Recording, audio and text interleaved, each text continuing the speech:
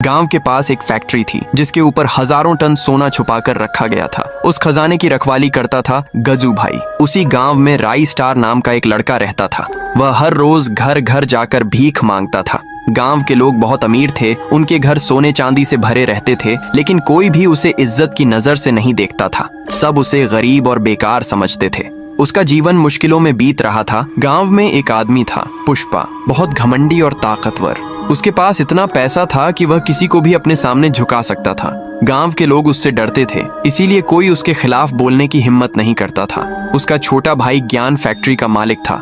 वह बहुत लालची था और हमेशा और ज्यादा पाने के बारे में सोचता रहता था। गांव के लोग अपनी दौलत पर घमंड करते थे। हर घर में सोना चांदी भरा था। उन्हें लगता था कि उनके पास जो है वही सबसे ज्यादा है, लेकिन किसी को यह नहीं पता था कि असली खजाना कहाँ है और किसका है। सच्चाई कुछ और ही थी। फैक्ट्री का खजाना जिसकी रखवाली गजू भाई करता था, उसका असली मालिक कोई और था, लेकिन यह राज किसी को नहीं पता था।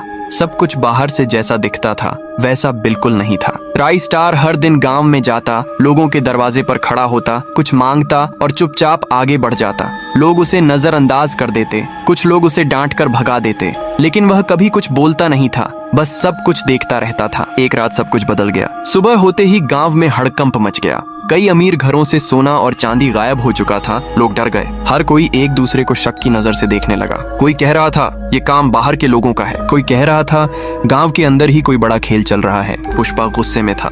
वह चिल्ला रहा था, धमका रहा था, लेकिन उसके पास भी कोई जवाब नहीं था। ज्ञान भी परेशान था।